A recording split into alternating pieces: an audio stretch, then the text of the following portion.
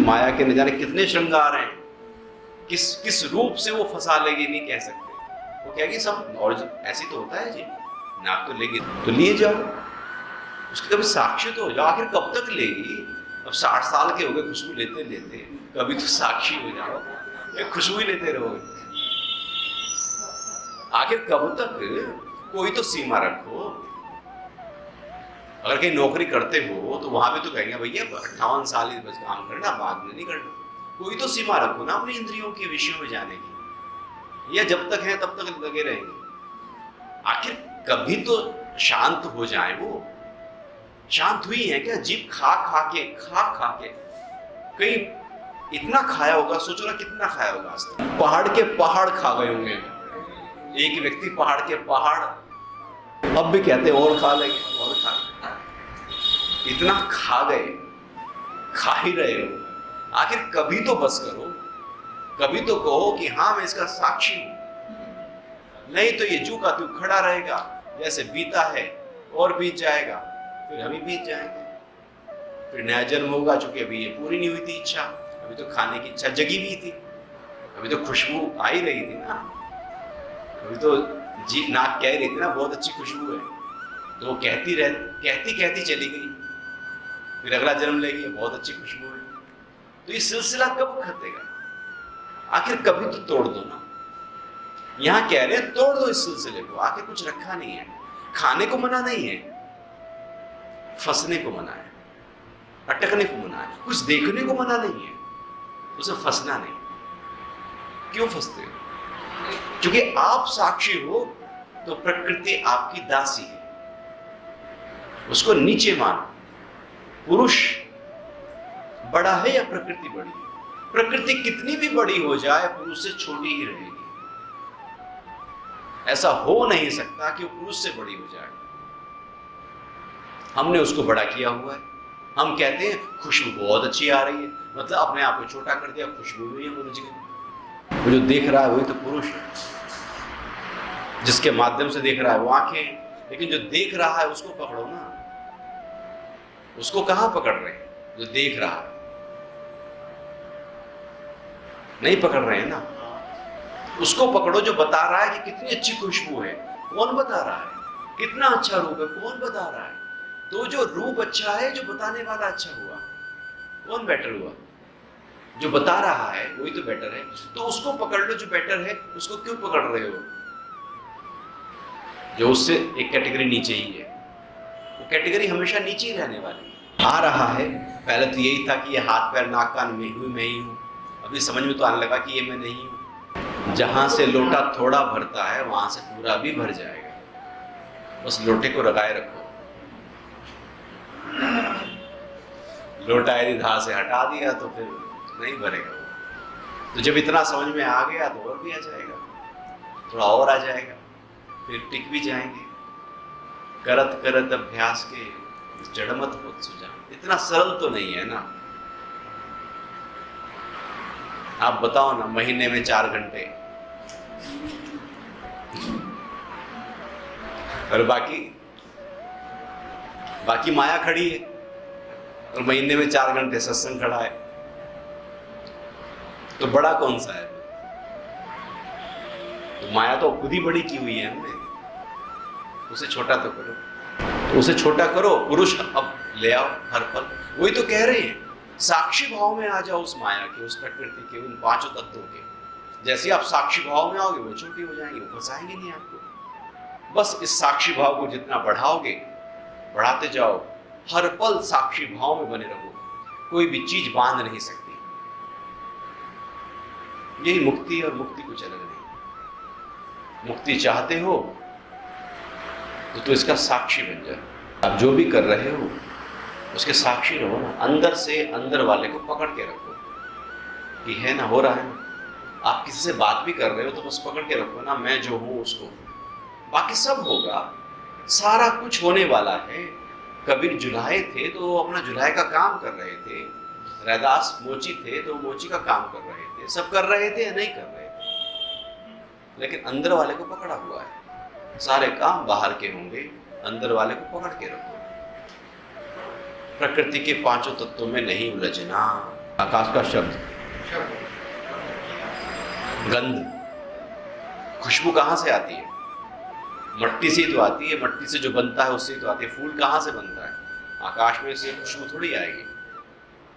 हवा से कभी खुशबू आती है? गंध धरती से आती है खुशबू। शब्द, जो भी आप शब्द ट्रैवल करता है वो स्पेस में ट्रैवल करता है। नाद जो है उससे शब्द बना है और वो आकाश का गुण है, आकाश की तन्मात्रा। अभी पहला स्टेप है कैसे भी करके अपने मन में जो बिखरापन है उसको समेटो। तो प्रकृति में ही कुछ ले लो ऐसा। कोई लोग होते हैं कि फूल पे ध्यान करते हैं, कोई झरनों पर ध्यान करते हैं, कोई सूर्य पे करते हैं, कोई चंद्रमा पे करते हैं, कोई मूर्ति पे करते हैं। प्रकृति से बने हुए ना 5 तत्वों की मूर्ति पे करते हैं, गुरु पे करते हैं, चरणों पे करते हैं। तो 5 तत्वों में से कहीं ना कहीं कुछ लेकर उन पे ध्यान करते हैं। इसलिए करते हैं क्योंकि मन 5 तत्वों में उलझा रहता था। उसमें से कोई बेस्ट चीज जो है वो लेकर, जिससे मन उन 5 तत्वों में ही लगा रहे और वहां पर एकाग्र हो जाए, पहला स्टेप। अब दूसरा स्टेप होता है कि उस मन को 5 तत्वों से ऊपर ले जाओ। 5 तत्वों पर ही ध्यान करते नहीं रहना है। आखिर केजी में कब तक पढ़ते रहोगे? कभी तो फर्स्ट क्लास में आ जाओ। तो आखिर तक सांसों पर ध्यान नहीं करते रहना है, लेकिन वो तब तक करते रहना है जब तक हमारा मन एकाग्र ना हो जाए।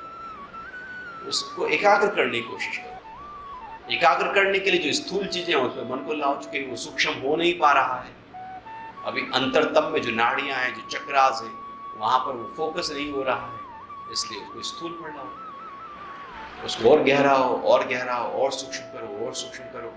सूक्ष्म से सूक्ष्मतम जब वो होता चला जाएगा फिर वो आत्म तत्व में स्थिर हो जाएगा। स्थूल मन कभी आत्म तत्व में स्थिर नहीं हो सकता। आपका काम है, यदि श्वासों पर ध्यान केंद्रित कर रहे हो, हट जाएगा। जब आप सूक्ष्म स्तर पर जाओगे तो हट जाएगा। यदि आप सूक्ष्म स्तर पर नहीं पहुंच पा रहे हो तो वहीं लगा रहेगा। उसको सूक्ष्म से सूक्ष्म से सूक्ष्म गहराई तक पहुंचते जाओ, आपे होगा। पता है ना, यदि जीएसटी में फिट नहीं हुए तो मार्केट बाहर कर देगा। डर भी तो है ना कहीं ना कहीं। नहीं हो जाओगे मार्केट से बाहर, तो मार्केट से बाहर नहीं होना। इसलिए जो माया है वो कहती है माया तभी आएगी जब इसको पढ़ लोगे। जो बेचारा जो 70 साल का सी है वो बेचारा जीएसटी में लगा हुआ है। माया ने एक ऐसे खेल करा, वो कह ही रहा था मैं छोड़ दूंगा, अब सी को छोड़ दूंगा, तो बहुत हो गया, बहुत कमा लिया। वो कह रहा भाई पढ़ लो इसको, वो लगा हुआ है उसके डॉक्यूमेंट को पढ़ने में, कहाँ कितना टैक्स है। नया नया खेल करके माया कैसे फंसाती है।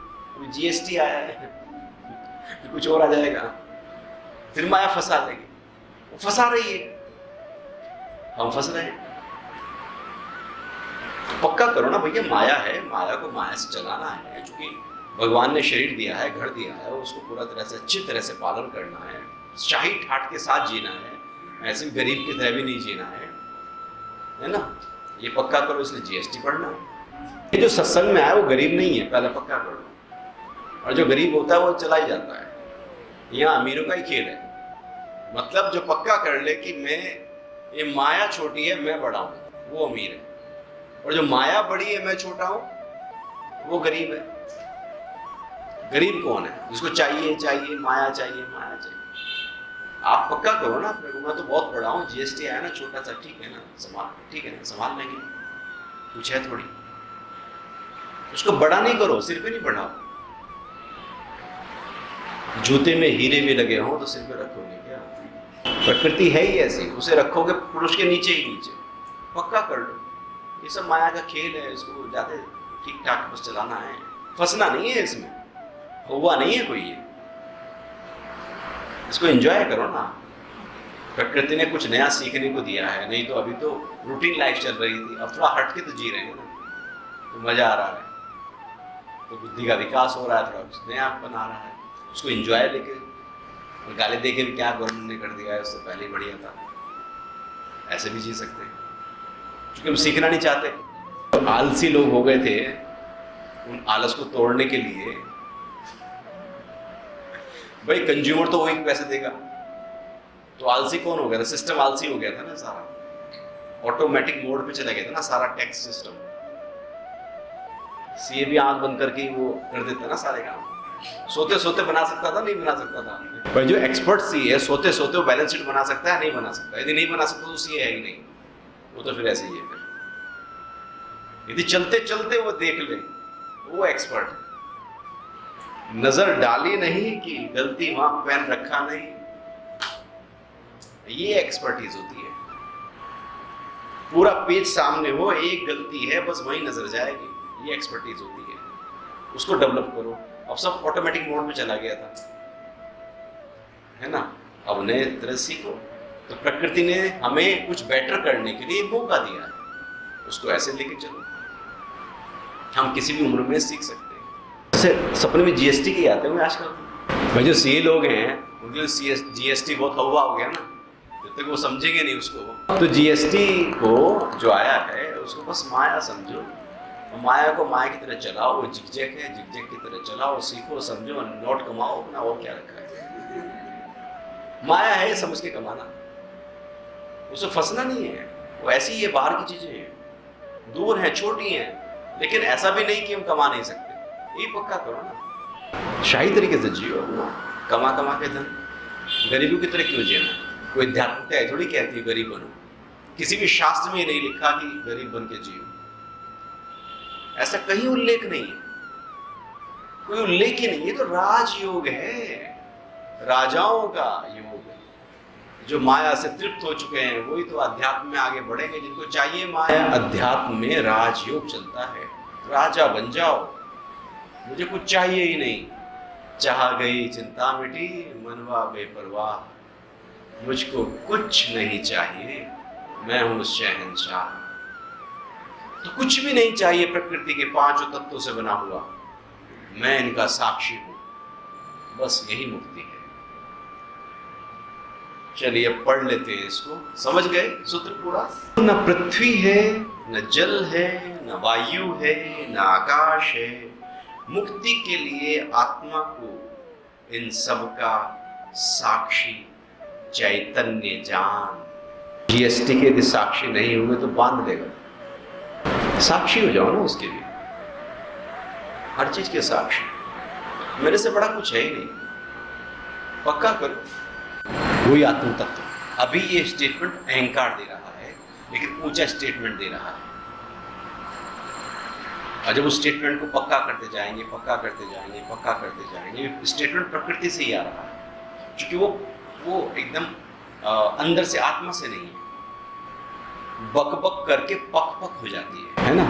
मतलब है कि अभी वो झूठा है, ऊपर का है, लेकिन लगातार उसी भाव में है, तो वो भाव फिर पक्का हो जाता है, क्योंकि हम मुक्त के अभिमानी हो जाते हैं। शुरू में तो झूठा ही होगा कि मैं मुक्त हूँ, लेकिन लगातार इसी भाव में रहने से आप उस ऊंची स्थिति में पहुंच जाएंगे जो रियल में आप मुक्त हैं। इसलिए पहुंच पाएंगे क्योंकि वो रियल में आप हैं। यदि वो रियल में ना होते तो ऊंची स्थिति में नहीं पहुंच पाते। आप बिल्कुल ठीक कह रहे हैं कि ये स्टेटमेंट हम कह रहे हैं, प्रकृति ही दे रही है कि मैं आत्मा हूं, मैं पुरुष हूं। विवेक वो बताता है ना, ये सत्य है, ये असत है। उस विवेक को धीरे धीरे बढ़ाते जाते हैं, वो विवेक जो है वो धीरे से हमें फिर आत्मा की तरफ ले जाता है। तो जिसका नाम विवेक, उसको पास ही रखो ना। सत्य का संग शाम को 6 से 7:30 योग मंदिर में नहीं करो। सत्य का संग 24 घंटे अपने साथ करते रहो। तो जब छोड़ोगे ही नहीं सत्संग को, तो विवेक तो झुका तो खड़ा रहेगा ना। आप ही तो कह रहे हो सत्संग से बाहर जाते हैं तो विवेक दाएं बाएं हो जाता है। चलो कहीं कहीं फंसते हो ना, बाकी तो निकल गए हो ना। जब हाथी निकल गया तो पूंछ भी निकल जाएगी, नहीं निकलेगी, अटकी है, कोई बात नहीं, निकल जाएगी।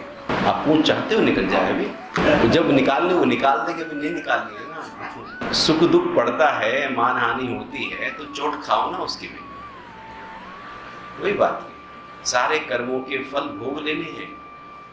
यदि कुछ छोड़ दिया तो फिर आगे भोगना पड़ेगा। उस प्रारब्ध को तो भोग लो, खत्म करो उसको। वही तो पूंछ है बस, और कुछ ही नहीं। जब वो पूरी हो जाएगी तो पूंछ निकल जाएगी। अभी बाकी है, नए बनाओ नहीं, संचित को डिसॉल्व करते जाओ ऊंचे भाव के साथ में, और प्रारब्ध को भोगते जाओ। जब व्यक्ति मरता है उस समय उसके अंदर जो भाव होते हैं, जो वासनाएं प्रबल होती हैं, जो इच्छाएं होती हैं, उन इच्छाओं के साथ जब शरीर का त्याग होता है तो उस चित्त के पुलिंदे में वो इच्छाएं टॉप पर रहती हैं, और जब तक नया शरीर नहीं मिलता वो उन्हीं इच्छाओं के साथ ट्रैवल करता है। वो जो जीव है उसमें यदि दुख का या वासना का भाव था, नेगेटिव था कुछ, है ना, तो वो जो ट्रैवलिंग हो रही है वो उसी भाव के साथ होगी। जैसे आप घर से निकले, वाइफ के साथ झगड़ा हो गया आज, अब जब दुकान तक पहुंचोगे तो किस भाव के साथ ट्रैवल करोगे? और बहुत खुशी के साथ आप निकले हो, अब किस भाव के साथ ट्रैवल करोगे? ऐसे ही जब एक शरीर से दूसरे शरीर में ट्रैवल किया जाता है तो ट्रैवल करते समय लास्ट में जो भाव था वही भाव एंड तक बना रहता है।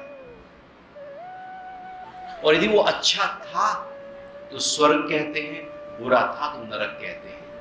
कोई और दुनिया नहीं है, बस गीता में भगवान कहते हैं जो अंत समय में मुझे भजता है वो मुझे प्राप्त हो जाता है, नहीं तो जिसको भजता है वो उसी को प्राप्त हो जाता है। पितरों को भजने वाले पितरों को प्राप्त हो जाते हैं, देवताओं को पूजने वाले देवताओं को प्राप्त हो जाते हैं। जैसे रात को जब आप सोते हो और कोई बहुत प्रबल थॉट आपके अंदर हो, सुबह उठते ही सबसे पहले वही थॉट आएगा, नहीं आता क्या? तो रात भर वो ट्रैवल किया ना, उसने थॉट ट्रैवल कर रहा है ना वो थॉट, तो कहीं कोई और दुनिया नहीं। वो जब शरीर से जीव निकलता है उस जीव के अंदर जो वासनाएं हैं और जो टॉप पर आ गई हैं, नहीं, वो जब तक जन्म नहीं हो रहा है वो उसी भाव में रहेगा, उसी को स्वर्ग या नरक कहते हैं। फिर जन्म ले लेगा तो वो तो वासनाएं तो अंदर है, तो स्वर्ग नरक को समझे, कोई अलग से दुनिया नहीं। दुख ही नरक है, सुख ही स्वर्ग है। खोलते हुए तेल के कढ़ाओ में कभी एकदम हो जाता है वो, और कभी टाइम लग जाता है। एक नौकरी छोड़ने के बाद कभी दूसरी नौकरी एकदम मिल जाती है, लग जाता है ना कभी कभी। वही स्वर्ग नरक है जो ट्रैवल पीरियड है, कभी एकदम होता है फटाक से, कभी नहीं होता। आप इसमें जाते क्यों? आप तो मुक्त हो, संशय रखो ही ना ये बात। किसी पंडित जी ने भेजा होगा, वो पंडित जी के सारे काम है। जोशी जी ने बैठ के गरुड़ पुराण लिखा था, वो इसलिए लिखा था गरुड़ पुराण, जब तक लोग डरेंगे नहीं तब तक दान आएगा नहीं, तो डरा डरा के दान लिया गया। ये सारे ब्राह्मणों की उपद्रव है, ये सारे उनकी खेल हैं, ये शास्त्र लिख लिख के उन्होंने। अरे भैया मैं सच बता रहा हूं। और वही मुक्ति, वो ब्राह्मण जो ब्रह्म तत्व को नहीं पाए थे, जिन्होंने ब्रह्म तत्व को नहीं पाया। ब्राह्मण कौन है? जिसने ब्रह्म को पा लिया वही ब्राह्मण है। जिसने पा लिया वो ब्राह्मण हो गया। और जिसने उस तत्व को नहीं पाया तो रोजी रोटी तो चलानी है ना, कैसे चलाएंगे? दान से चलाएंगे। अब दान कोई ना दे तो फिर दान कैसे आएगा ये बताओ? दान कोई दे ही नहीं रहा है गांव में, बचाओ पंडित जी कुछ कर भी नहीं सकते, फिर शास्त्र लिखे गए कुछ ये छोटे शास्त्र, उससे फिर डर पैदा होता है। वो बिहार में हमारा एक यहाँ काम करता था, वो कहने लगा मेरी माँ की डेथ हुई तो 2 लाख रुपए लग गए। बेचारा कमाता है 6,000 रुपये। मैंने कहा 2 लाख रुपए कहाँ से लाया भाई? कि वो उधार लिए मैंने। कि 2 लाख क्यों? कि पूरे गांव को खाना खिलाना पड़ता है, पंडित जी को इतने बर्तन देने पड़ते हैं, इतनी साड़ियाँ होती हैं, इतना काम होता है, सारा खर्चा होता है। मैंने कहा इसका क्यों भैया, इतना क्यों? तो कहते हैं कि मुक्ति नहीं होती उनकी, और जब उनकी मुक्ति नहीं होगी तो तुम्हारे ऊपर चढ़ जाएंगे। तो पूरा तामझाम सोचो ना, मतलब किसी के घर में हुई मौत, पंडित जी को जैसे पता लगा तो उनकी तो बल्ले बल्ले हो गई ना। तो उसमें जा क्यों रहे हो? ये उनका खेल है जो यही में फंसे हुए हैं। आपका वो खेल ही नहीं है, आप उससे ऊपर उठ गए। अभी तो आज ही तो ये सूत्र है ना, आप मुक्त हो, बस उसके साक्षी हो जाओ, तो पक्का करो हर समय में मुक्त हो बस। वो जिन्होंने भेजा है वो बंधन में होंगे, लेकिन आप तो बंधन में नहीं हो। तो आप कह देना मैं मुक्त हूं, ये तो बंधन वालों के लिए, आप ही पढ़ लो अच्छी तरह से। बुद्ध ने यही तो कहा था, वो गांव वाले गाली दे रहे थे, यही तो कहा है कि भैया पिछले गांव में सब लोग मिठाई लेकर आए थे, मैंने मिठाई ली नहीं, उन्होंने मिठाई अपने घर में ले गए। अब तुम गाली दे रहे हो, मैं गाली ले नहीं रहा हूँ, तुम ये गाली द्वेष अपने घर में ले जाओगे, घर वालों से लड़ोगे। किसी ने कुछ भेजा है, आप ले नहीं रहे हो तो आपका थोड़ी हुआ, आप उससे ले रहे हो तो आपका वो आपने ले लिया ना। ये आपके लिए है ही नहीं, जो ज्ञान सुने उसके लिए कबाड़ा है ही नहीं। ऊंची चीज आपने पकड़ ली तो अब छोटी चीज में कहाँ अटक रहे हो, जरूरत ही नहीं है। ये तो उनके लिए है जो बिल्कुल छोटे स्तर पर रहते हैं चेतना के, उनके लिए सारा खेल है। नहीं, जब तक आत्म भाव में नहीं आओगे, जैसे ही आत्म भाव में आओगे, अब प्रकृति आपके लिए प्रकृति है ही नहीं, अब वो भी आत्म तत्व हो गया, अब वो ब्रह्म रूप ही हो गया। यदि आप उस भाव में नहीं पहुंचे तो प्रकृति और पुरुष दो हैं, आत्म भाव में आते ही सब ब्रह्म ही है, कण कण में बसा है राम। अब दो नहीं रहे, गुण आते जाएंगे आते जाएंगे आते जाएंगे, और फिर ये प्रकृति मेरा ही एक्सटेंशन है, मेरा ही हिस्सा है, अब ये अलग नहीं है। करेगी ना जब आप उसको अच्छी तरह से अपने वश में कर लोगे और वो आपकी सपोर्ट में आ जाएगी। क्योंकि आपने बॉस को पकड़ लिया है उसके, तो पहले तो वो उपद्रव करेगी। जब क्लाइंट कहीं दूसरी तरह चला जाए तो पहले तो उपद्रव होगा ना, लेकिन जब उसे पक्का हो जाए कि भैया इसने तो मेरे बॉस को, पुरुष को पकड़ लिया है, अब प्रकृति उसकी दासी हो गई। अब प्रकृति कहीं जा नहीं सकती, उपद्रव भी नहीं करेगी, अब सहयोग ही करेगी, फिर प्रकृति सहयोगी हो जाएगी। चलिए रिकैप करें जल्दी से। प्रकृति अपने आप छूट जाएगी, पांचों तत्व अपने आप छूट जाएंगे, छोड़ने की जरूरत नहीं है, छूट जाएंगे। जब आप हरिद्वार के लिए निकल पड़े तो घर छूटेगा या नहीं छूटेगा? अपने आप छूट जाएगा। सत्यम शिवम सुंदरम, किसी में भी नहीं अटकना, अलग अलग भी नहीं अटकना, और मिलके आ जाए पांचों तब भी नहीं अटकना। अब देखो ना, आप सत्संग आने का जब भाव पक्का करते हो तो सपोर्ट करती है या नहीं करती? घर की प्रकृति किसी ना किसी को सपोर्ट कर ही देगी ना कुछ करके। कभी उपद्रव करेगी लेकिन कभी सपोर्ट भी कर देगी, नहीं जाओ ना, घर वाले भी कहेंगे नहीं हो क्या हो ना सत्संग। प्रकृति हेल्प करती है, रूप में, शब्द में, गंध में, इंद्रियों के विषयों में अटकना ही बंधन है।